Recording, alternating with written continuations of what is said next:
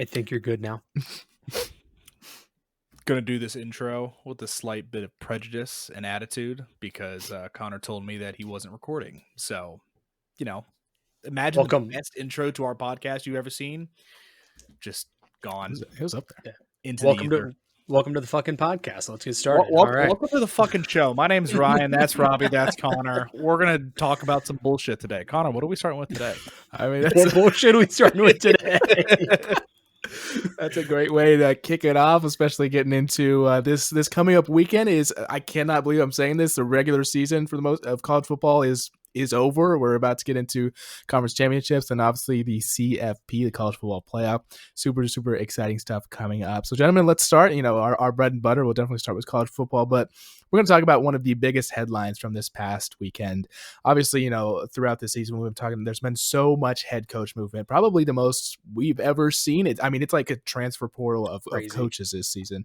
And obviously, one of the biggest free agents that was still out there was Lane Kiffin making his decision between Florida, LSU, and Ole Miss. Obviously, Florida fell off the table, so it was between LSU and Ole Miss. He claimed that he hadn't made his decision this past weekend. I think he was lying, but officially, his mistress said Ole Miss already picked out a house in Baton Rouge weeks ago. Whatever lucky co-ed that was. And so Lane Kiffin did, in fact, make his decision. He is going to be the new coach of the LSU Tigers. Ole Miss has essentially immediately cut ties with him. He's not allowed to coach, which is presumably going to be a college football team in Ole Miss. He's not allowed to coach them anymore. He's not allowed to do anything with them. So he is fully an LSU Tiger. Gentlemen, what are your thoughts on this former offensive coordinator of the Alabama Crimson Tide?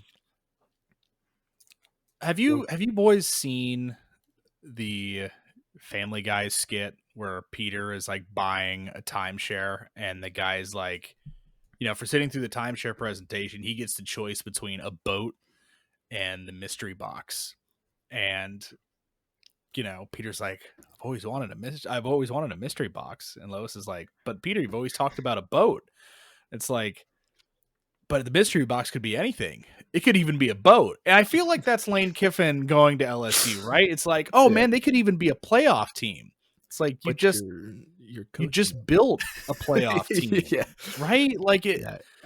And I know LSU backed up the Brinks truck, but like outside of one 2019 season, in the last 10 years, I don't think there's a huge difference between Ole Miss and LSU. Am I missing the mark there? There's a lot more resources at LSU, and not to mention, I think your recruiting base is better. I mean, there's just so much talent in Louisiana. And Mississippi's not bad, honestly, either. There's been plenty of NFL caliber players come out of Mississippi in recent years. But I think the, resources and kind of that recruiting that you have with LSU is better than Ole Miss. Is it a huge jump? No, not as big as it used to be. But yeah, I think there is an advantage to it. Yeah. Robbie, any specific thoughts on Lane Kiffin's departure? Yeah, so, he's now the second highest paid coach in college football behind only Kirby Smart. And, if you just take Lane Kiffin's name out of it and you look at his accolades as a head coach, tell me if you would offer this guy to be the second highest paid coach in college football. Sure. He's won 2 CUSA conference championships. Okay. That's it. That's the list. That's the whole. Hasn't coached in a playoff game, hasn't won an SEC championship, hasn't won a playoff game because he's not going to coach in it this year. And we're going to make him the second highest paid coach in college football? Did you scroll down the page? There's nothing. It's all white space. I mean, do you want his assistant coach ones? Like, I really don't care because most of them are from a long time ago. First, like mustard bottle thrown at coach. I mean, yeah. The bubble screen guru. Like that's. Yeah. I mean, he has 3 national championships as an assistant coach, and 2 of them were in 2003 and 2004. Sure. I mean, I get it. Like, he's done a great job at Ole Miss. I don't think anyone can disagree with the fact that he's done a great job at Ole Miss. But still, is this the guy you're backing up the Brinks trucks for if you're LSU? Like, I don't get it. I really don't.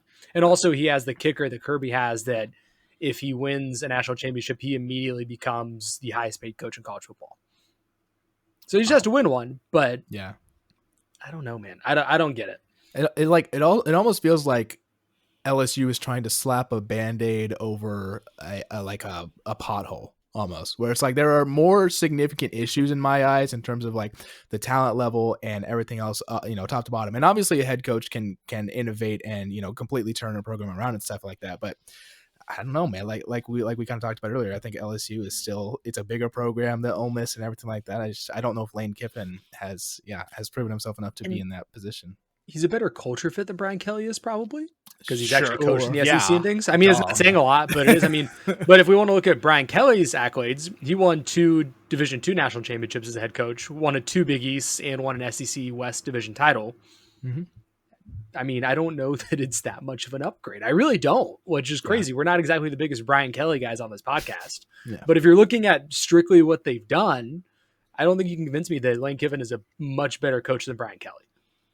Yeah, I think that's fair. I think that's a totally fair take. But we are going to get into our preview for this weekend of college football. Or excuse me, before we do that, we're going to review. Hold on, I need to talk about Brian Kelly for one more minute. Please, yeah, please. Brian Kelly played softball in college. Anyone know that previously? Like, I didn't. I don't think we've made fun of that. Intramurals or he actually on the team? Okay, that's weird. So it says this is all Wikipedia, but he says he's a 4-year club football player at Assumption University. But then it also says on his right, maybe someone changed it, they've changed it back, but it says softball 1984-1987 at Assumption.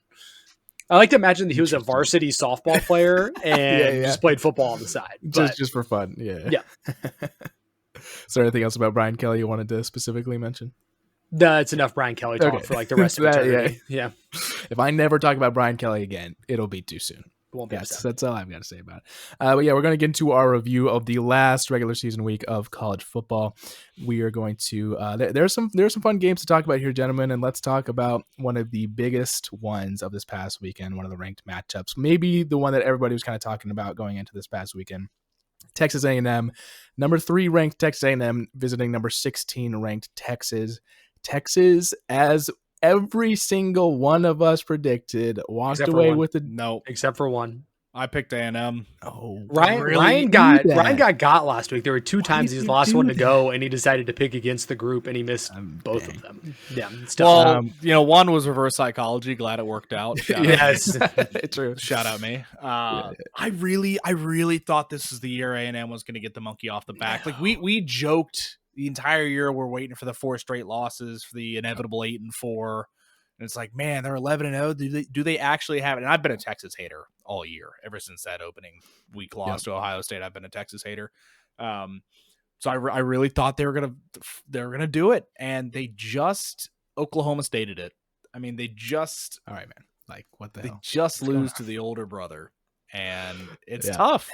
They just had, you look back at the schedule, and it's incredible how they managed to pull the entire bottom of the SEC for their schedule. They beat Notre Dame. But Notre Dame hasn't beaten anyone either. I don't know if either of them are good, to be honest with you. But yeah, I was going to mention, so Texas, I think, obviously, like Ryan said, we've kind of given Texas a lot of crap this year, but I think what you can never discount with Texas and a lot of teams like them that have such a strong, fan base and everything like that, it's the atmosphere. No matter how disciplined you are, no matter how much you try to take the crowd out of the game, there is a certain element of the atmosphere, and that will always be a factor in any game. And I think here that was played to a T. Here was just it was so loud in there. The fans were so rowdy, and it's hard. It's hard for any team, even really, really good teams, to play away at those kind of environments, and especially teams that I think with these two teams are, in terms of skill level, are probably pretty similar in terms of skill level. So they're, home field advantage, I think, always plays a part, especially when it's such a dedicated fan base like Texas is. It's just so great to have this game back on Black Friday too. I remember after having Thanksgiving watching this game, it's great to have it back, and the atmosphere definitely reflected that. Yeah, absolutely. So Arch is coming back next year, right? I mean, he's got to. He's got to. He can't go to the draft. If he declared, someone would still draft him first round, though. Oh no, not first round. I think they would. I think they would. Right, wrong, or indifferent. We're letting Shadur drop to the 6th round. That's what I was just about to say. And we're drafting Arch first. He's a Manning. I think we're forgetting. But he's Buns. I did see. I saw some glazing on Twitter, and God knows if this person has any idea what they're talking about. But I'm just going to repeat it. It was like all of Bryce's issues. Bryce has no issues. That's my king. Bryce Young on the fucking head. All of Arch's issues are like coachable fixes. Yeah. It's like his mechanics look different from last year. He seems to just been more out of rhythm this year. Mm-hmm. It's like they're all things that an NFL team, not the Atlanta Falcons, because we saw how, Michael Penix has been bitching about them, but like an actually like competent organization that'll invest in their quarterback, which if Arch did come out, any one of these like late round teams could take a flyer on him as a backup. Right. So, I mean, it would be interesting. He's not a lottery pick, but like, listen, some NFL GM looked at Brock Osweiler and said, I can fix him. You're telling me that another one's not going to look at Arch Manning and all of the kind of physical talent that he has and isn't going to say, I can fix him? Like, someone would do it. Can I make a take for you gentlemen about Arch Manning? I think if Steve Sarkisian had an appropriate scheme for Arch Manning in week 1 against Ohio State, I don't think that we'd be having a conversation of Arch has been struggling this year or Arch hasn't been as good. I think if he had gotten his legs under him and had a confident week 1, I don't think he would have had nearly as many struggles. And I put that on Sarkisian. I think Sarkisian had a terrible scheme to come out with in terms of putting Arch in that position. I think a lot of that falls. They also ran into the buzzsaw that has been Ohio State this year in week 1, though. Defense is always better than offense in week 1, right? So that it was quite literally the worst draw that they could have had. Arch Manning could have had. True, but then I mean, he's also kind of the reason they lost to Florida too. And Florida's not exactly world beaters. So 4-8. Did they beat Florida State? They did. 4-8 Gators. God, what a toilet bowl. Yeah, for real. All right, we'll move on to the next game here. Kind of an interesting one, an in-state rivalry between Georgia and Georgia Tech after a couple really, really bad weeks from Georgia Tech after what we thought they were going to be one of the better teams within the ACC. Georgia narrowly defeating them 16-9. It was kind of a scary game for the Georgia Bulldogs here. Gunnar Stockton was big stinky poo-poo on Friday. I mean, why is that our analysis? Confirmed. 11 for 21 with a touchdown interception for 70 yards through the air. It's not great. There are a couple quarterbacks that kind of laid some eggs this weekend. They laid big stinky doo-doos. Yeah, big stinky. I mean, that's about as technical as we can possibly get here on the show. But Georgia, I mean, Robbie, I would like to I can't remember if it was Robbie or Ryan. One of you guys had the take of, I think it was Robbie, have Georgia being the best team in college football. Do you still believe that after their performance this past week? I'm still just not sold on either Ohio State or Indiana. It's the freest 5.5 points I've ever seen this weekend. I'm so excited. I might sports bet. I think Indiana can win that game. We'll get there. We'll get there. Actually, funny enough, ESPN Analytics has Indiana favored in that game. Just a little. We're smoking crack. It's a little thing. But talking Georgia Tech, it's Georgia Tech decided we're good. We're gonna have a good season, but they still lost though. That's what I'm saying. Like the last 3 weeks, they're just like, it's like the opposite of what had been happening. Like their offense had been playing fine, and the defense was just folding for 4 weeks. And now all of a sudden, the defense plays great. You hold Georgia to 16 points, and Haynes King puts up 9. Doesn't score a touchdown. Quite literally, all you can ask from your defense. 100%. So correct. And then talking about the last ranked on ranked matchup of that Friday. The Big 12 for however many years in a row makes no sense every single year. Arizona visiting Arizona State, Arizona beating them 23-7. Texas Tech, like we've been saying, kind of this whole year, is the only good team in the Big 12. Arizona State, tough season. They had a lot of injuries. I think definitely derailed them a little bit. But Arizona, sneakily good. We haven't really talked about them a whole lot, but 9-3, 6-3 in the Big 12. That's No, Fafita having a pretty good year. Quarterback. He's having a pretty good year. So. Does he still have one more year? Yeah, he does. He'll probably be back next year. He's a junior. Really good next year. We should keep an eye on. No Fafita Heisman bet for next year, anyone? Okay. Just throwing it out there. Moving into the Saturday of this past weekend, we'll go through Ohio State. Ryan Day finally overcomes the Michigan Wolverines, beating them 27-9. And honestly, that score wasn't as close, or that game wasn't as close as that score indicates. States. Like it truly was a beatdown. Yeah. Why is Michigan 15? They're kind of stinky doo doo. Yeah, they are. Speaking of beating, no one, Michigan doesn't have a ranked win. Why are they 15? I actually don't understand that. They don't have a singular ranked win. They don't even they didn't even get a win when the team was ranked, let alone have a win over a team that is currently ranked. They beat Purdue and Northwestern by a combined 7 points. Purdue is actual doo-doo poop this year. They beat Nebraska. Who did Notre Dame and Michigan blow to get the absolute? Michigan's crazier to me because at least Notre Dame only lost by 4 points in total to the two good teams like A&M and. Are we sure about A&M and Miami being good? Are we sure? Who's good? Who is good this year? Like it really does feel like it's Ohio State, Indiana, 30 to Purdue. It's not. I mean, like, are we really? Let Purdue cook. Yeah, so I don't know, some interesting stuff there, but we'll move over to another ranked matchup. Pretty easy win for Miami visiting Pitt, 38-7. Unfortunately, I wanted Pitt to be a bit. They did play spoiler to who they beat last week. They played spoiler to somebody. Georgia Tech. Sorry, yeah, but I wanted them to be like a bigger scale team, but unfortunately that didn't come to fruition this year. And then another one we've got to talk about: Vanderbilt handling business against Tennessee, 45-24. Diego Pavia might win the Heisman. He's good, dude. We talked about him being a seat warmer, and then he rolls into Knoxville and L dance and Heisman 45. Poses. They dominated them in the second half. Yeah. I mean, it was like back and forth in the first half, but it was crazy. Yeah, that was crazy. Pavia is still third best odds. We still got Mendoza plus 115, Sayan plus 140, Pavia plus 300. Unfortunately, Pavia does not have a game this weekend. I feel like the Heisman winner is going to be whoever wins the Ohio State-Indiana game. Has to be, right? Unless they both go stinky poo-poo. But that means that Julian Sayan is going to win the Heisman? Really? The worst Heisman winner. It's brutal. Of our generation. We also got, I want to talk about two more games real quick. Gentlemen, it hurt my heart for them to not be able to finish the job. Unfortunately, the Oklahoma Sooners did come out on top, but they almost lost to the LSU Tigers, narrowly escaping Norman 17-13. Brother, talk about an absolute doo-doo fight. Both of those teams tried to lose that game. Yes. It was bad.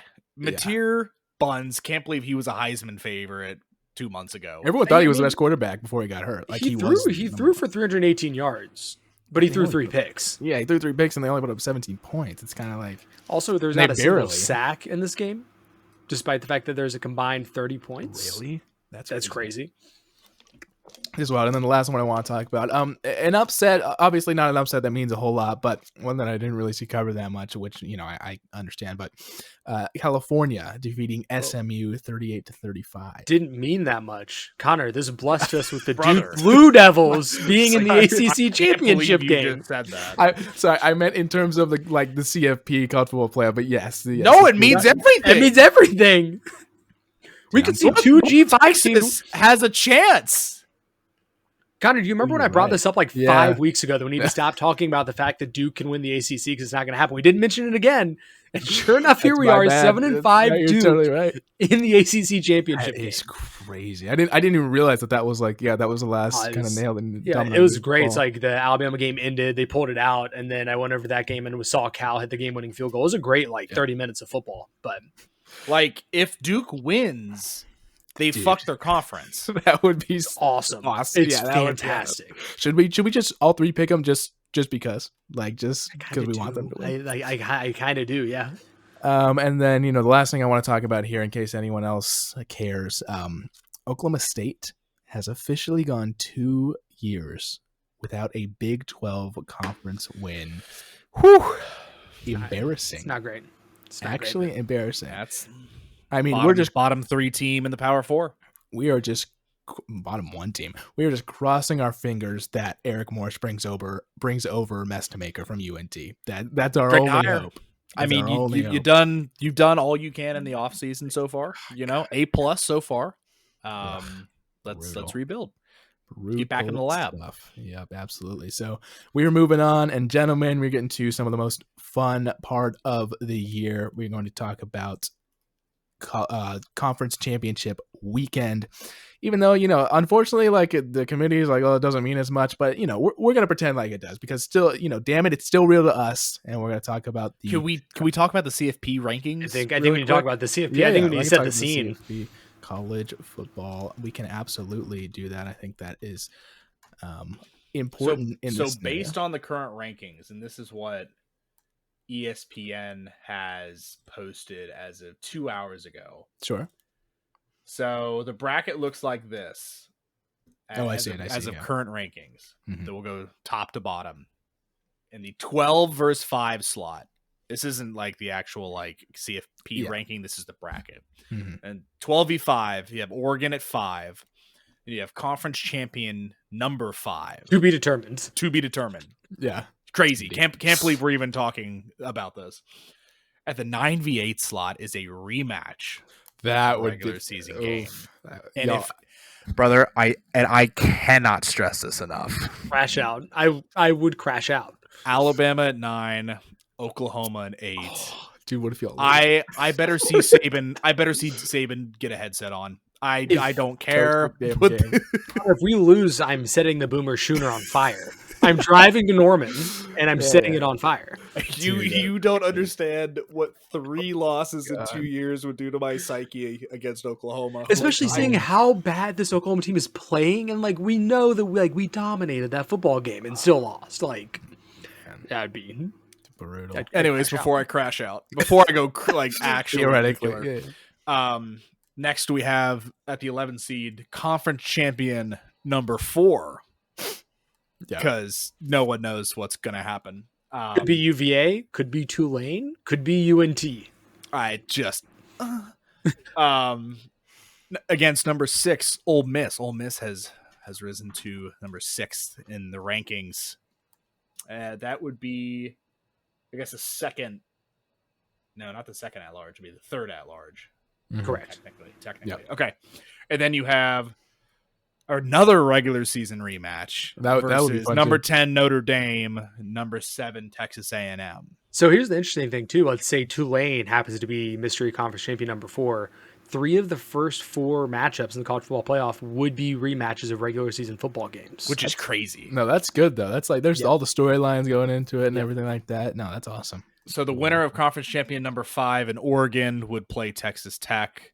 The winner of Alabama OU would play Ohio State. Absolute cinema. Also, Ohio State's furious that's who they get. Well, I don't think they'd be too upset about seeing Oklahoma, but yeah, I would agree. Conference champion number 4 versus Ole Miss. Georgia's got to be thrilled. I can't imagine Georgia is upset with that. And then Indiana versus Texas A&M, Notre Dame. It's fraud watch. That is the fraud. That's another great pull for Indiana. That's a pretty nice matchup to be watching if you're Indiana, I would think. I also want to echo Ryan and be like, on Georgia is, I think even if Indiana wins, Georgia's happy that they're on Indiana's side. Georgia is thrilled. If they just got to go out and win. Georgia could get Ole Miss and Indiana and end up in the CFP championship. Stinky. Kirby Smart it's all over his screen. I think the big thing about this week's rankings though is that Alabama did jump Notre Dame.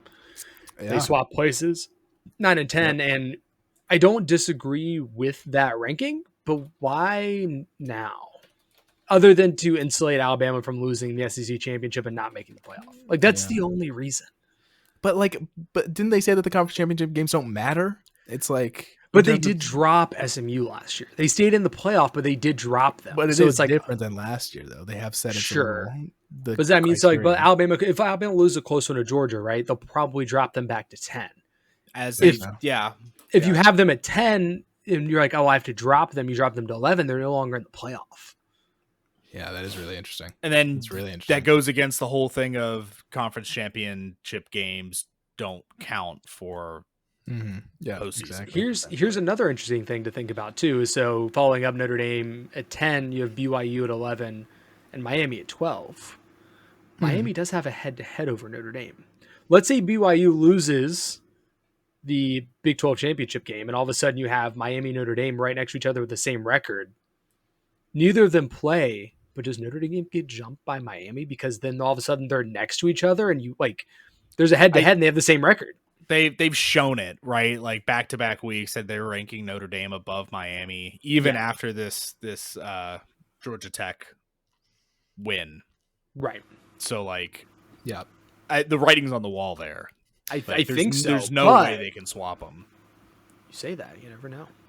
Can I make a take? And it applies to this, but it's something that I've been thinking about with sports a lot recently. So obviously, you know, we've seen kind of what the World Series has looked like. We've seen, you know, so I'll use NFL Thanksgiving Day as an example too. But it seems that more and more that sports, when it gets into the postseason, and sports when it gets into like the special times of the year, don't care about making those events feel special in any way on the broadcast, on the field, in terms of presentation. And I am just begging.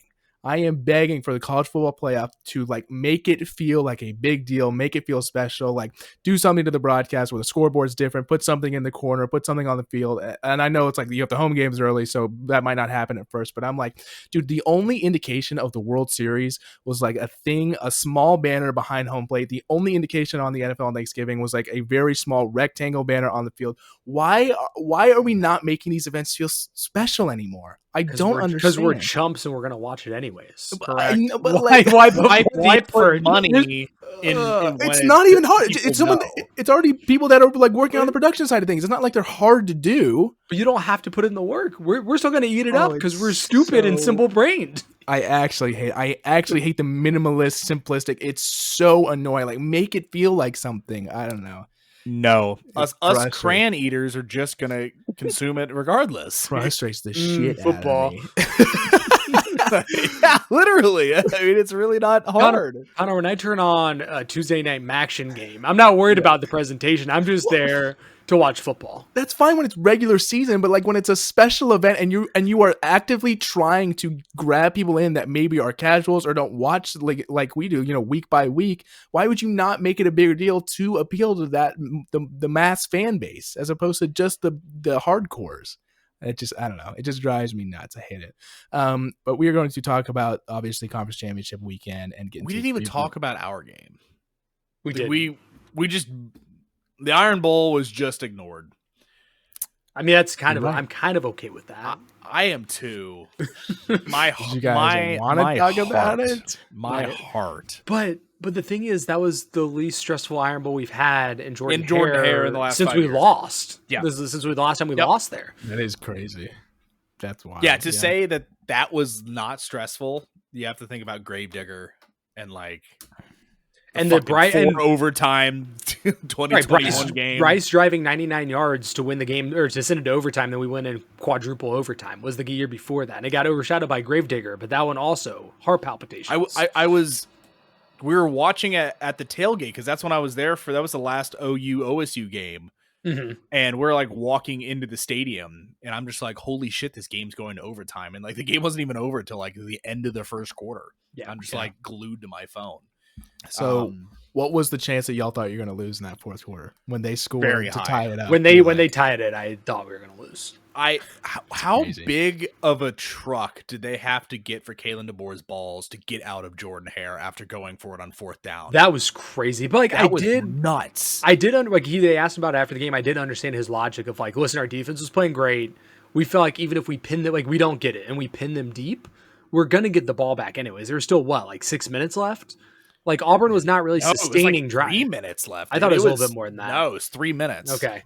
But I mean, he's like the defense was playing fine. Like we felt like we were going to get the ball back. And we felt like pinning them deep was actually better than, you know, giving them the ball back kind of thing. So I understood it, and it obviously worked out. So there was no like question. Like there wasn't like there was he didn't look over at the Ty Simpson didn't look over at the sideline. None of those players. I mean, they were all just like, we're going for it. And that was one of the best throws Ty Simpson had all game. I mean, it was a dot.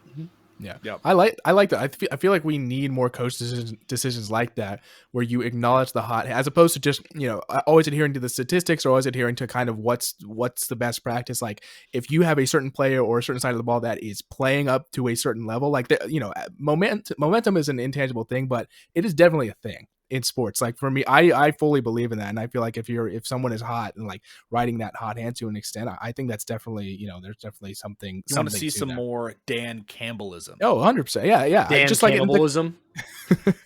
Well, I don't want to see the Dan Campbellism in like, oh, we're not kicking a field goal and now we're not going to the Super Bowl like he did 2 years ago. Right. That's stupid. Yeah, exactly. No, and that call is awful. They're all into like the analytics and stuff now, but I feel like the analytics are important, but it's also a gut call. It's the analytics don't take into account how you've been playing the last few downs. If you have a play you like, those kind of things. Mm-hmm. I think the other storyline out of this we need to talk about were the Auburn receivers having a before the game. The only way I can explain them dropping that many passes is that they were covered in baby oil.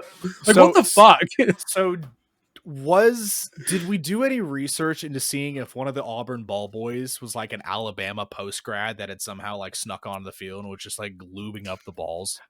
I mean, because like Alabama also like dropped a couple. Like they were like they had some weird things, but like I mean, Auburn was fumbling. The receivers couldn't catch a cold in a blizzard. Like I don't know what was going on. I had 2 people text me asking if I thought the roughing the passer penalty was the correct call. The roughing the passer was the targeting, wasn't? No, the one that he got Simpson got hit below the knees. By the rule book, yes. Yes. It doesn't matter if you're and like I think the counterpoint was, well, he got pushed down, but actually it doesn't matter as long as you like if the quarterback crawled. Right. But if the quarterback is in the pocket, you cannot hit him below the knees. That's just the rule. You can disagree with the rule, but that is the rule. And like we're not even going to mention the fact that actually the real targeting was when Ty got his shit fucking rocked trying to get to the goal line when it got called back for holding. Really? That was targeting, and it didn't even get looked at. Jackson Dart type play. That was Dart had his fucking Brady moment. Remember that 2001 clip where Brady got smoked by whatever the safety was on the Bills at the time, and it just obliterated him, and he popped back up. It's the same thing. And then the Giants, of course, had to go fight for him, which I thought was funny.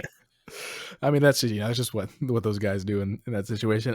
But yeah, so I think we've covered everything we need to cover from this past weekend. I do want to just hit one more kind of coaching carousel thing. This has been like the Lane Kiffin saga was crazy. Him like demanding the coaches get on the plane, all of those things.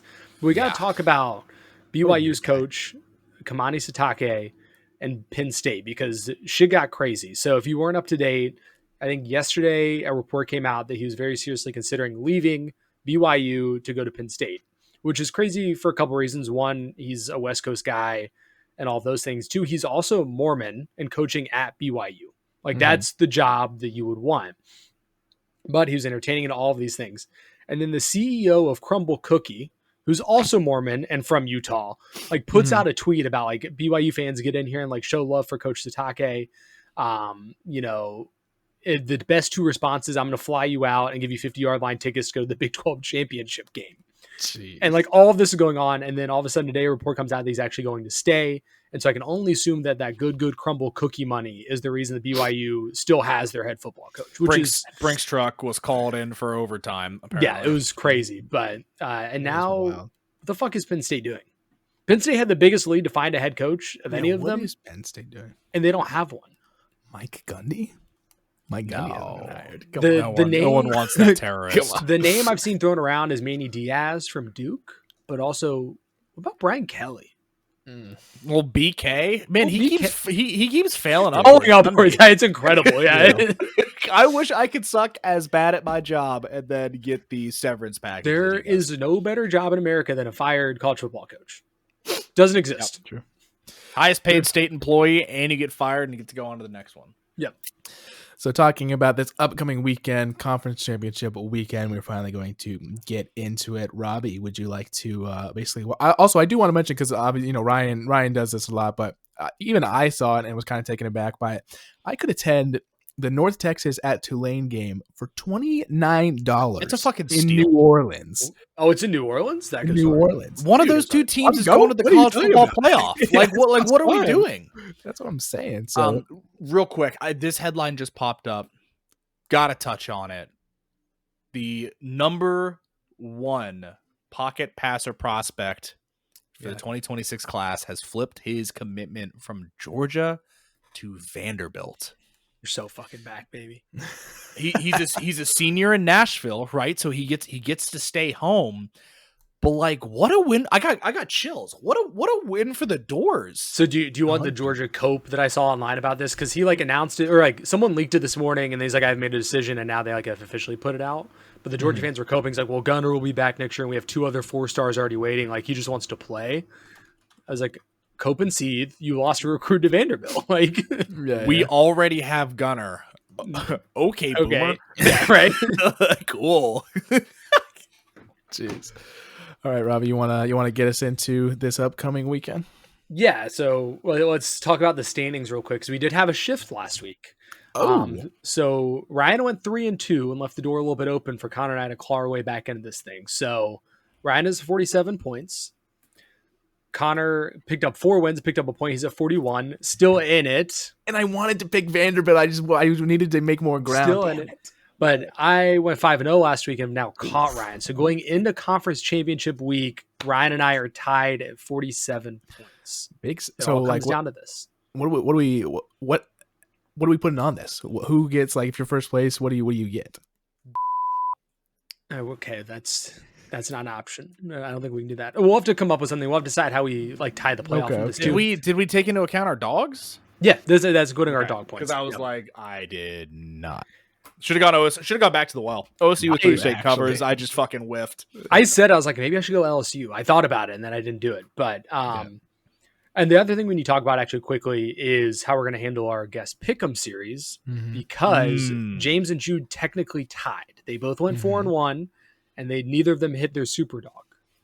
I was throwing it back and forth to Jude that technically James was closer on his Superdog than Jude was. Is that the fair way to do it? Or I think we're splitting hairs. I agree. I think they both earned going 4-1.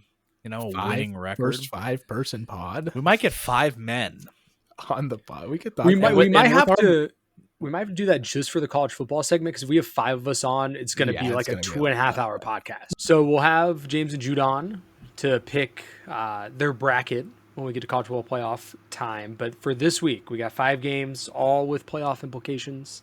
The first one, Friday night, 8 Eastern time. Connor mentioned you can get in for $23. Is that right? $29. Show some respect. 29. And see the North Texas Mean Green visit the Tulane Green Wave at 8 Eastern time. This one's tough for me. I'll be totally honest. I'm not really sure which way to go here. Does anybody feel go confident? first. Oh, wow, Ryan never goes first. Robbie, what did we always talk about early in the season? You stick by your guy. You stick by your picks. Stick by your picks. You stick by your fucking guy.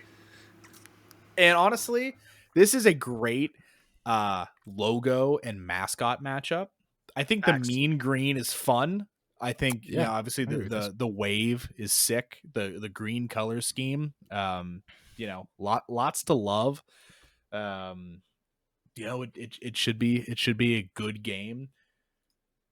Tulane is, they're at home, right? They're in New Orleans. It's in their backyard. Tough place for any team to go and travel to. Texas is actually favored coming into this, so it's it'll be interesting. I'm gonna go with the Green Wave on this. Got to stick by my guy.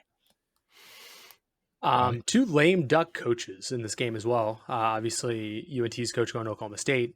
John Sumrall at Tulane is going to Florida to be Billy Napier 2.0. But I kind of just looked through their schedules really quick, and North Texas has been playing great since they lost to USF. They have just been tearing through. Tulane's been a little bit shaky, kind of escaped Memphis, hasn't really blown anyone out of the water. UNT's hot right now. I'm going to ride the hot hand, and also I don't want Ryan to get his playoff team in more than anything else. And I will take the Mean Green here to pull out an upset on the road. God, I'm looking at their offense, like their points scored. And they have so many 50-point games this year. 6 of their last 7, they've scored 52 plus. That's a lot of fucking points. That's some like Texas Tech Pat Mahomes level points. The over/under is only 66.5. Over. This feels like it could be a shootout. I think it has to be. Yeah. Tulane's gonna have to keep up. Absolutely. I am going to go with the North Texas Mean Green. we were talking about Lane Kiffin earlier and how kind of messy and disastrous that departure from Ole Miss has been.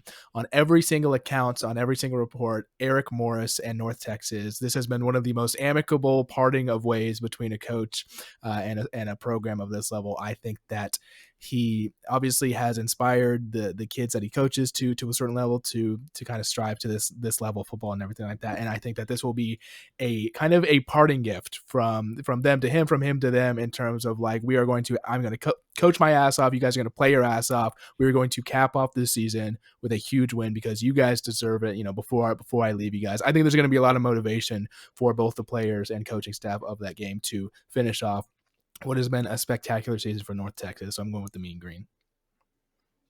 Next up, the Big 12 championship game between definitely the two best teams of the Big 12 kind of all year. There may be a gap here as well, but BYU versus North Texas versus Texas Tech in Jerry's World in Arlington, Texas at noon Eastern time. BYU doo-doo poopy Texas Tech Red Raiders are taking this game. I've been saying it all year. I should have believed Robbie from the start. Texas Tech is head and shoulders, I think, have proven time and time again this year, are the best team in the Big 12. Obviously, the high-powered offense. They had one kind of weird loss to Arizona State. What I've seen from BYU, Texas Tech has already beat them 29-7, and that game, even though that score is 22 points apart, it felt like it was 40. Like, Texas Tech never felt in trouble that entire time. I don't see BYU getting any sort of get back on this one. Yeah, give me the Texas Tech Red Raiders.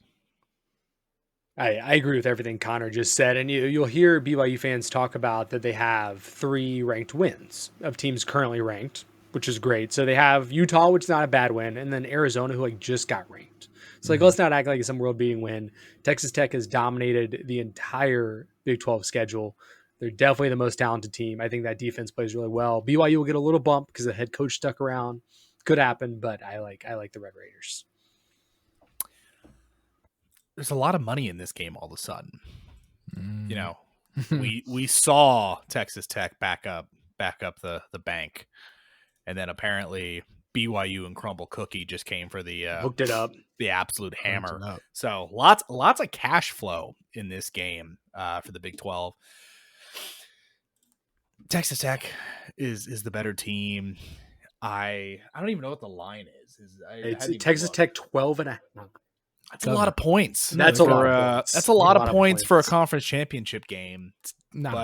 It's not enough points for a conference championship game. Give me the Red Raiders for their first appearance to the college football playoff. That'd be awesome. And a bye for the Texas Tech Red Raiders. Not sneaking in. Nope. In. Robbie, so actually, real quick, sorry, before we move on, BYU wins. Texas Tech still gets in as an at-large, correct? Mm-hmm. So who gets Texas Tech is in? Alabama or Notre Dame. That's why it's Alabama or Notre Dame.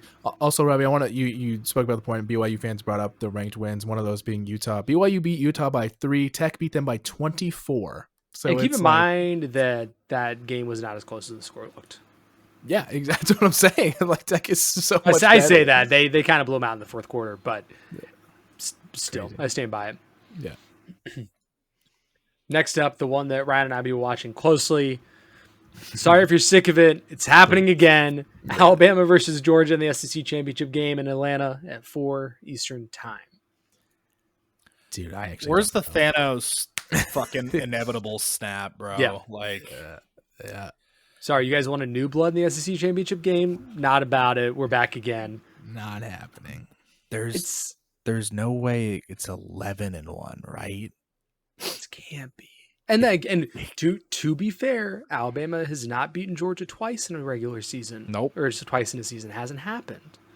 It is so hard to beat a good team twice in the same year. I just feel like Alabama's due to actually play a good game.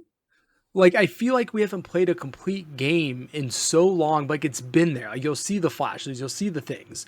Georgia obviously struggled with Georgia Tech last week. I'm curious to see kind of what adjustments they make and maybe what Kane Womack picks up from that film. I got the Tide. I think they're going to do it. I don't know why. I weirdly feel better about this game than I did going into Jordan-Hare last week. Are we frauds? Yeah. Stay with me now. Yeah. Yeah, we are.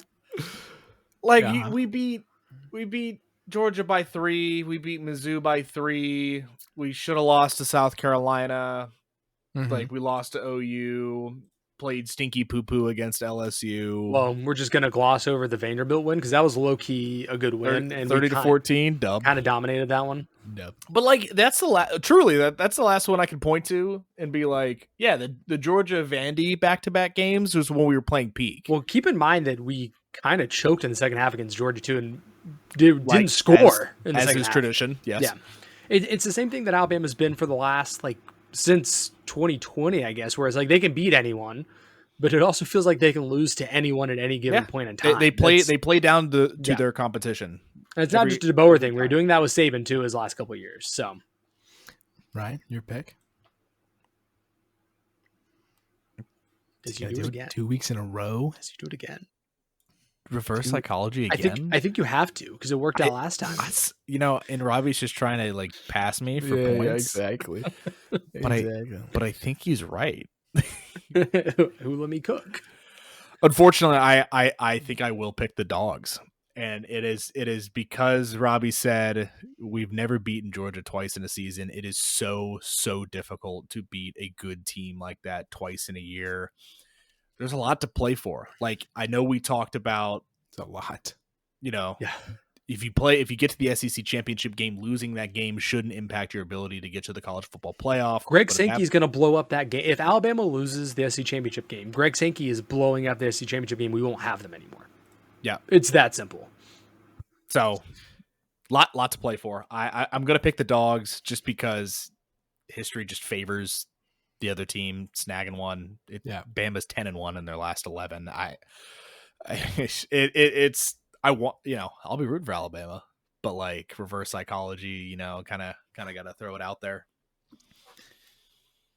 Not so fast. So I can't believe I'm saying this, and yeah, to an extent, but also I was looking at everything, in my head's Georgia Bulldogs. Everything that you guys have been saying, statistics wise, Georgia Bulldogs doesn't make much sense.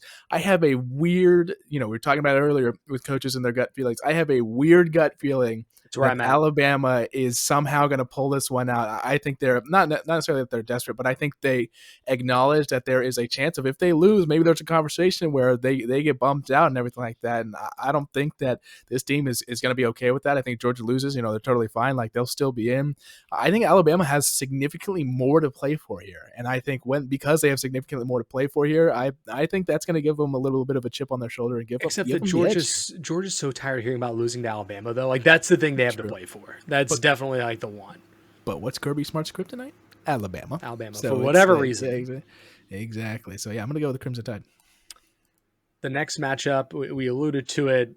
We don't really know how they got there, but there they are, the Duke Blue Devils at 7-5, playing the Virginia Cavaliers in the most ACC championship game of all ACC championship games. I think back to all those random teams that Clemson would get.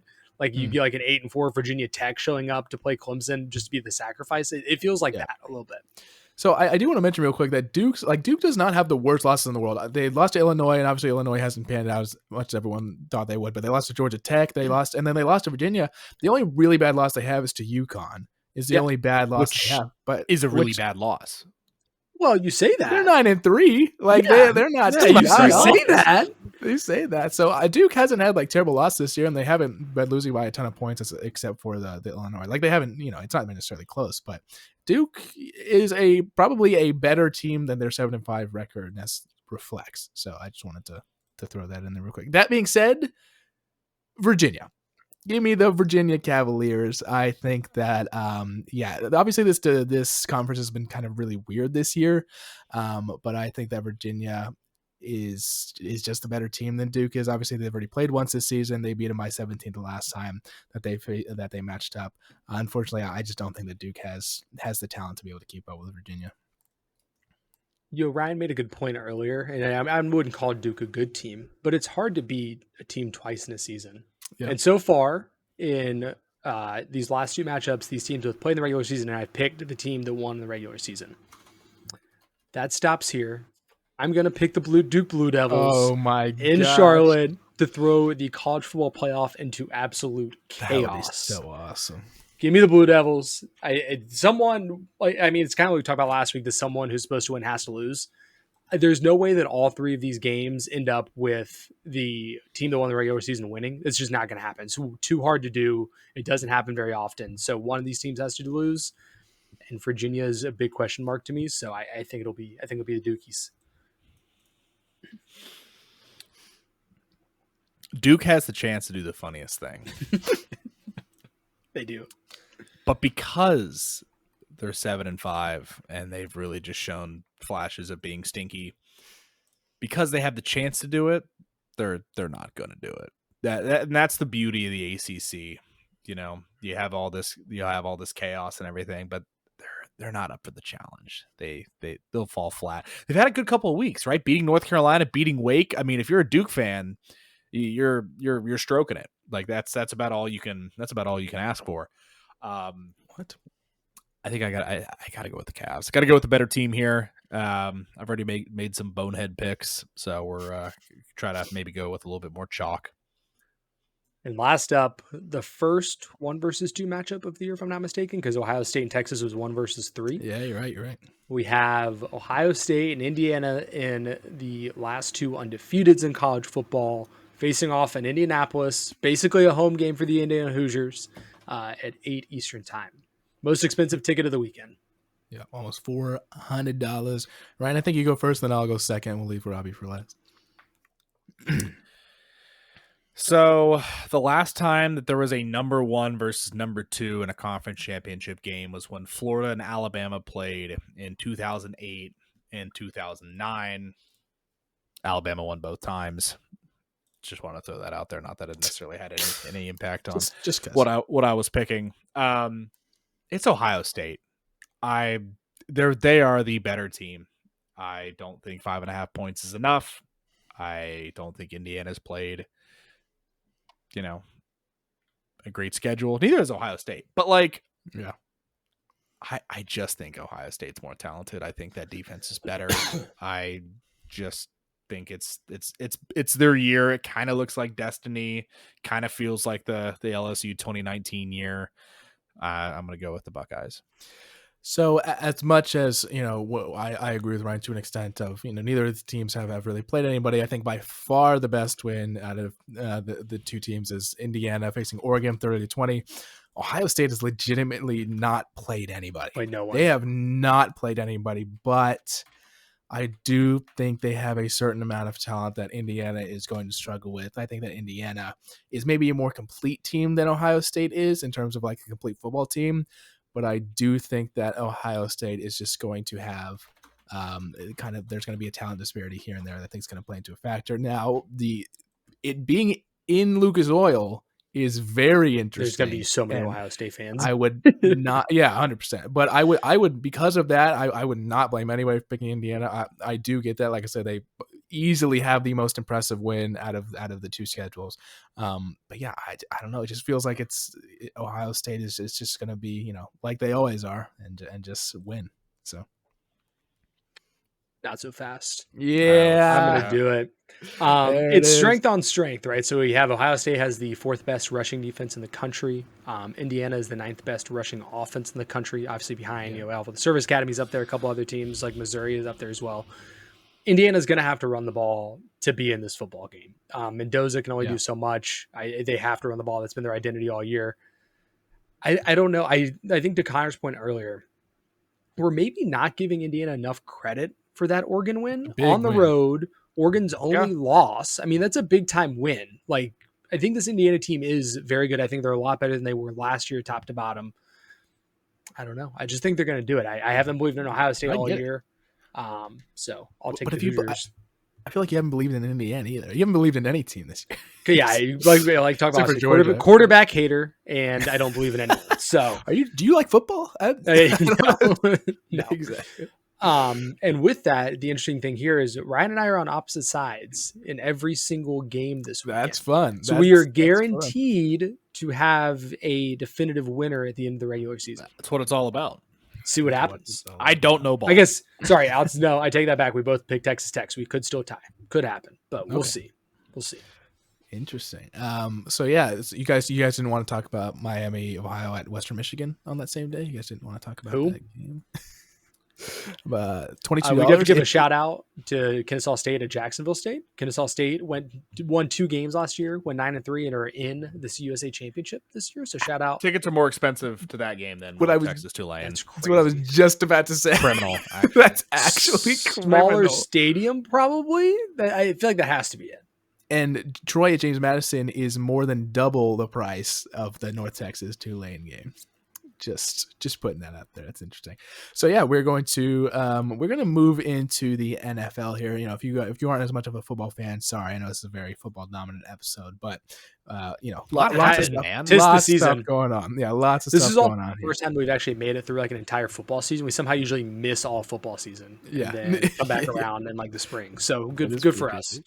Good for us. So like I said, conference championship this weekend. The NFL is getting into it. NFL is trying to, more and more playoff teams are kind of emerging and shaking out. So obviously with this past week, we had the Thanksgiving games and everything like that. So, it was fun and eventful and everything like that. So going through some of the games from this past weekend, I wanted to talk about, Detroit is in a bit of flux right now. They're dealing with a lot of injuries, maybe aren't as much in control of that division. They lost to Green Bay this past weekend, but Ryan, the Dallas Cowboys took a huge W on Thanksgiving Day over the Kansas City Chiefs, who are seeking a playoff spot. That's a big dub. Brother, you just watched the boys in 5 days beat the Super Bowl contenders for last year. Like, okay. And your reward for that is playing a pissed off Lions team this coming weekend. Yeah, that's a little scary. If the boys beat the Lions, I dub them as for real. I truly actually think that if the defense can just get some semblance of a grip. Also, I don't care what the line is. Over. Terrion Arnold just went out for the season. Yeah. I mean, neither of these teams can defend the pass right now. Actually, what is the line? Whose line is it anyways? Can I also make an additional comment about the Dallas Cowboys? 54.5. Not enough. Not enough. It's gonna be 35-31. Also, to quickly mention, again, complimenting the Cowboys. I mean, George Pickens is the GOAT. We know this. Jesus Christ, that guy is. Dak Prescott is second in yards, second in touchdowns, and first in QBR. Dak is having the quietest MVP season. Yeah, of Dak all time. MVP where? Actually, why is he not been talked about? I mean, obviously, because they're 6-5 as well. I mean, unfortunately, he's it's the different poopy stinky game. But down to earth. I mean, what would the Cowboys record be without Dak? Literally one win. Actually one win. And also, we want to talk about your other team, Ryan, the Cincinnati Bengals on Thanksgiving Day. Joe Burrow returning. I got, as much as maybe a lot of people disagree with the decision, huge props to the guy of, if we can compete, I want to play. I really admire that, and I think that's admirable. When your division leader is 500 through week 12, it's like, wait, we have a chance. I was going to say, we've been giving the NFC South a lot of shit so far this year. The AFC North is ass. Yeah. Like, really bad. Dumpster. Is Lamar Jackson on fraud watch this year? I think here's the thing. He was hurt, and then he came back. The Ravens were 1-5, and now are 6-6. So the Ravens are also like on. That's a fair point. It's like the Texans, right? Both of those teams, I think, have won like 5 straight or like 5 of their last 6.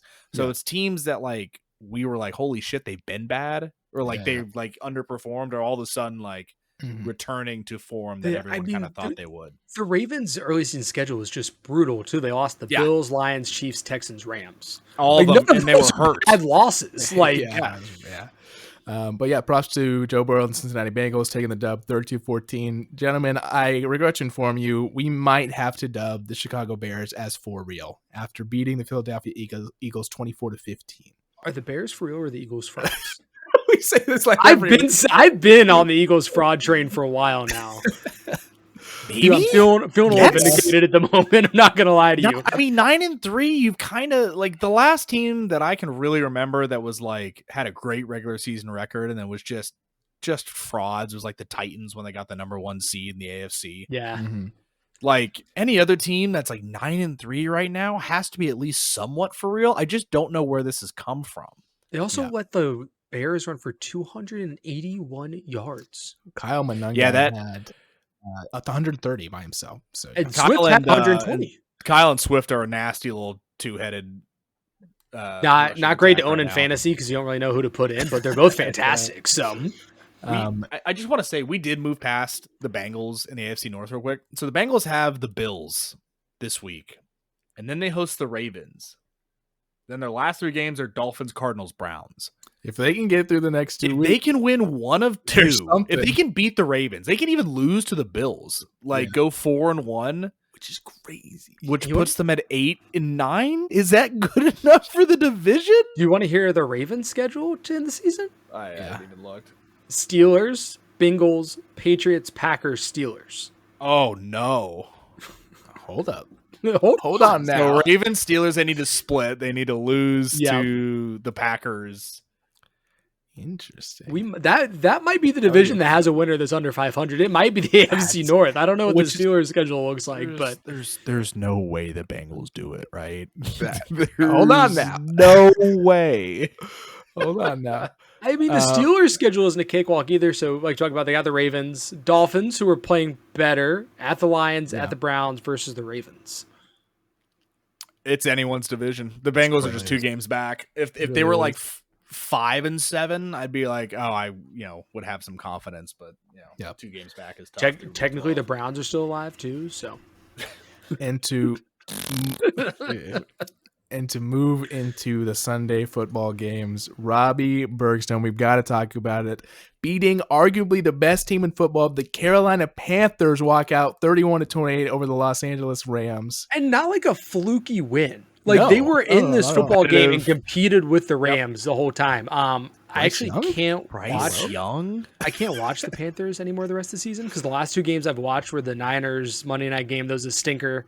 And then them losing to the Saints. It's like I can't watch anymore, bro. That was not the same quarterback with Bryce Young of each other. That was not him against San Francisco. Like sometimes Canales just like gets in these weird spurts where he's like, I'm just gonna call like comeback routes for an entire quarter, and then Bryce has no rhythm, and then he plays like shit. Like when he come out and we do things like throw the ball downfield to Jalen Coker and Tedrow McMillan, like. I keep saying Bryce isn't the guy because whenever I say he's the guy is when he shits the bed again. Yeah. It was a great win. I mean, the team just looks like they're having fun, which is the first time since 2015. You got Chuba involved again? Chuba's running like he wants his job back. Like he's not a bad back. He's averaging 5 yards a carry. Well, we talked about Mongai and Swift. Like Chuba and Rico are also one of the better running back duos in the NFL. They're different backs. They should be used in different scenarios. I don't agree. That should 100% be a running back by committee. They just rushed Chuba back a little bit. I think they could let Rico keep it for a little bit now that Chuba's kind of healthy again. Get it. He needs to get in his bag. Let's open up the playbook. We need to open the playbook. I think they did this weekend. But also Bryce Young, 2 touchdowns on 4th and shorts, both absolute dimes.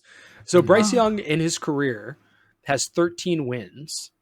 11 of them are come from behind victories. He's the youngest quarterback with 11 come from behind wins in game-winning drives ever. That's crazy. Him? Hold on. No. Not him. Bryce, not him. He's calling you a bum because he loves you. He wants you to succeed, place of love. so you're bad. Go ahead, Rob. We'll see. 2 games against the Bucks. The great thing is it doesn't even matter what the Panthers do the rest of the year. If they sweep the Bucks, they're in the playoffs. Robbie, they just need to win one more game in your bet page. Correct. I'm locked in. Bryce MVP bet, maybe not dead. Who knows? There aren't too many games that I want to cover this past week because Robbie's got a fun little segment that we're going to do. But I do want to cover the Seattle Seahawks beating the Minnesota Vikings 26-0. Sam Darnold not having the best game ever, but regardless, the Minnesota Vikings quarterback room is the worst in football. JJ McCarthy had a great weekend, great game. What am I thinking of? Wait, what? Because Brosmer plays so bad. Yeah. JJ McCarthy had a great weekend. I legit thought for a second I was like, do I have the wrong week pulled up? Oh, yeah. Well, he threw 4 picks? Yes, sir. And the pick Golden six sombrero. The pick six was so bad. Like I don't really know what he was doing. I don't think he did either, but I felt bad for dude. Justin Jefferson, he's gone. Goose right? egg. He's like the most gone of any receiver ever. He's so gone. He had 2 catches for 4 yards. I thought he got blanked. No, he had 2 catches. Oof. I mean, hey, that's 2. He had 2 catches for 4 yards with a long of 8 yards. Hey yo. Actually, hey yo. Wide receiver 18 on the year. I'll be ready for my apologies in the TikTok comment section. Absolutely. Absolutely. So yeah, we are going to get into Robbie's little segment that I think is going to be fun for us to go over real quick. So you want to introduce it, Robbie? Yeah. So, as we do going into the football season, we all picked our division winners. And we're going to give ourselves a second chance here because we all deserve a second chance. We can't be right all the time. So we're going to go through kind of look at it division by division. And everyone can change 2 of their division winners if they so feel. I have the list of kind of who we all picked. The AFC, we were super boring. So we'll kind of start there. So in the AFC East, this entire podcast unanimously and convincingly picked the Buffalo Bills. Obviously, current state, the New England Patriots are 11-2, Bills are 8-4, Dolphins and Jets don't really matter. Does anyone want to change the Patriots here? Do you want to take your change here? Oh, wait, how many do we get? We only get 2. 1? You get 2 total. Oh, we get 2. Oh, 2, interesting. 2. Yep. Who did I pick again? I don't know if that's a spoiler if we want to. We were you want chalk, all the divisions? right? Yeah, the AFC were chalk. Bills, Ravens, Texans, Chiefs, and then Chiefs. I'm actually not. Okay, yeah, I'm not going to use it. And then I didn't realize we only get 2. Got it. Eagles, Lions. The Seahawks or Niners? Niners. And then I'm going to use one of mine here. Okay, the Patriots. I think it's fair. Schedule has just been so easy, and Drake May's playing great. Like, let's not get it wrong. But I don't see the Bills catching them. I mean, technically they're 2.5 back. If they win this weekend, they'll be 2 games back. So definitely still. And I think they still have a game left against each other, if I'm not mistaken. Yeah, the Patriots' next game is at home against the Bills. But I do think the Patriots get it done. You end the season: Bills, Ravens, Jets, Dolphins. The Bills are also a little up and down this year. Like they have been super consistently good, and so I think that's a good. I have a couple really bad ones. So like I can't use it on that one. Yeah. In the AFC North, again, we all went chalk. We all took the Baltimore Ravens. We just talked at length about the AFC North this year. Yeah. Does anyone want to go with Joey B? I don't think that's one of my worst picks. I'm gonna stick with him. Yeah, I got to stick. Just based off my toilet bowl picks I have coming down the line. Actually, I don't have that many. I still have most of mine besides one, I think, in contention. Okay. So I'm going to stick to the Ravens should win this division. They might do it at 8-9, but they're they should 5-1 in their last 6. Like they definitely are on hitting stride. Yep. Next in the AFC South, we all took the Houston Texans. They are currently in 3rd place, but only a game back. Jacksonville and Indianapolis both 8-4. The Texans at 7-5. I'm gonna stick. Another team won 4 straight. Stroud's back. It's like fucking good. The defense is just so good. Danny Dimes is playing on a broken fibula. Like that's just kind of crazy. They've also got bone in your leg. I will say, like, their schedule is kind of up and down in terms of, like, they have the Chiefs, which is never an easy win, but they have the Cardinals and Raiders back to back, but then they have the Chargers and Colts. So it's like, it's going to get a little dicey there at the end. It'll for sure come down to week 18. That Texans Colts game will be for the division, I think. Oh, good take. And then last up in the AFC West, again, super boring. We all took the Kansas City Chiefs because none of us have any type of nutsack. Would anyone like to change here? I am changing here. I would like to change to the Denver Broncos. I would also like to do that. The Chiefs are really concerning me, and obviously they're not Broncos winning. They're 4 games back. They're not winning the division. They're not making the playoffs. Playoffs. I'm also going to change, but I am sitting here debating with myself. Nah, you won't. The Los Angeles Chargers. Justin Herbert hurt Chargers? Oh, he's right. You're right. He hurt his hand. I'll take the Broncos. Then you're right. He broke his hand as having surgery, but might still play this weekend because it's the non-throwing hand. Yeah, but he's Amari and Madison Beer will keep him out. Hampton's coming back this weekend? I think so. He practiced all last week. I think he'll probably play this weekend. I was tempted, but they're still 2 games back of the Broncos. They've been so like up and down too. Like they got blown out by the Jags. Their schedule is actually fucking brutal down the stretch too. Yeah, I'll stick with the Broncos. Yeah.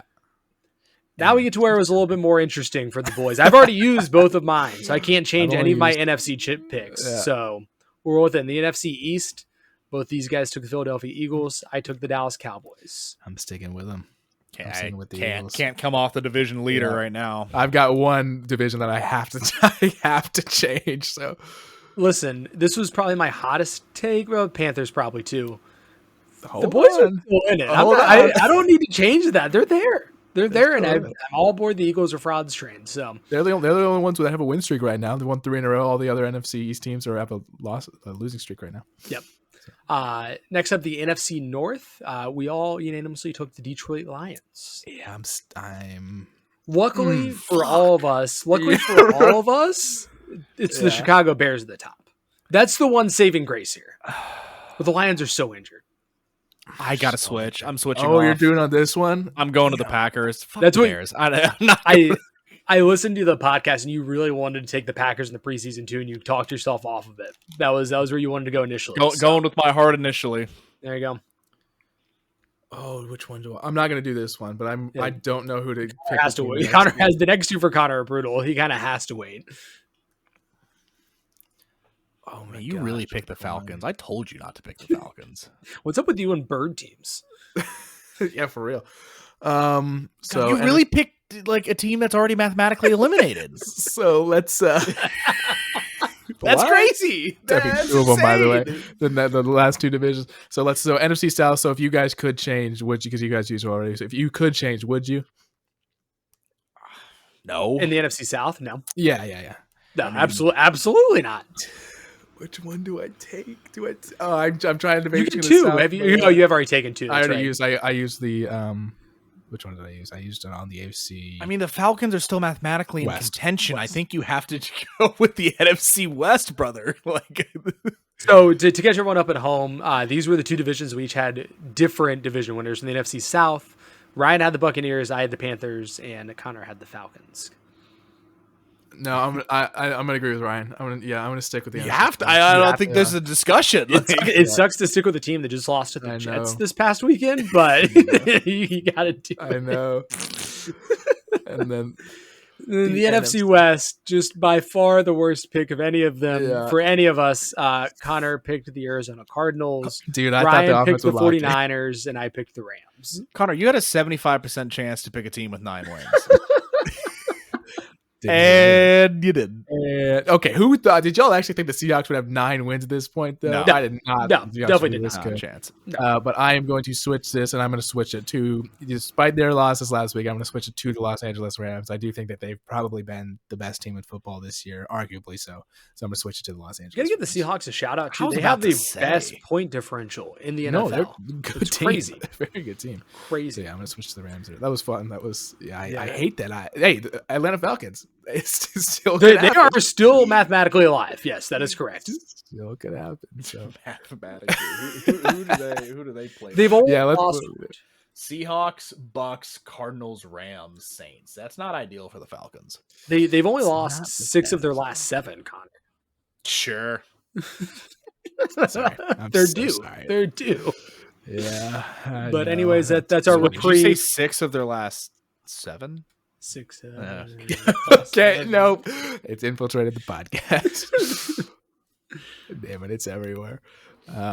So yeah, appreciate you bringing that, Robert. That was fun. That was fun to go over. Appreciate you bringing that. So we will we'll look over at some of the Sorry, go ahead. I was gonna say. So do we want to go do the original segment that we were gonna do for the pick'em, because I do officially have David Bergstone's picks live on the pod. Yeah, no, and live text on the pod. Absolutely. So to catch you guys up, we obviously did not have a guest on this week. We've liked having our guest pickers so far this season, and so we decided to bring our fathers into the pick'em and see how they would hold up against our friends. So we have picks from Sean Doyle. We have picks from David Bergstone.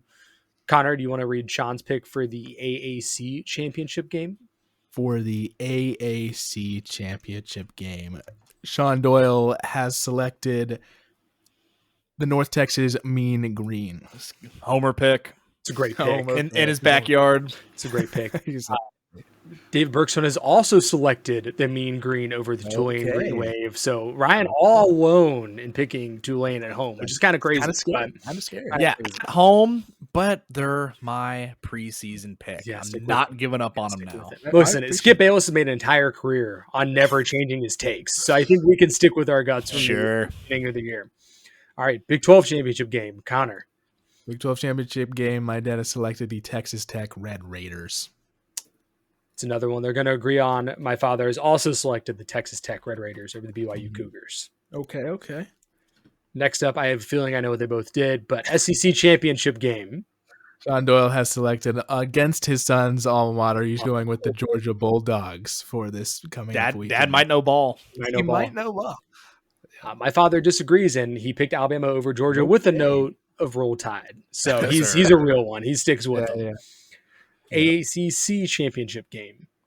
Yeah, unfortunately, I think Dad might be going straight chalk here because he's going with the Virginia Cavaliers. My dad also picked the Virginia Cavaliers. Did not pick the in-state Duke. Yeah, exactly. Couldn't do it. And then last up, the Big Ten championship game. Yeah, he once again went chalk here. He went so exciting! Number 1 overall, Ohio State Buckeyes. I promised my dad and I did not discuss picks before this. But he's also going with the upset. He's got Indiana beating Ohio State. So that's fun. Did he give you a super dog too? Because we talked about an NFL. No, I took that out because there were only 2 conference championship games that were super dog eligible. Yeah. So I did take that out. But did Sean submit one? Yeah, he did. He submitted an NFL Superdog so we can talk about that now if you guys want to get into it. Yes, I did forget to tell my dad about the NFL Superdog. Sorry, Dad. No worries.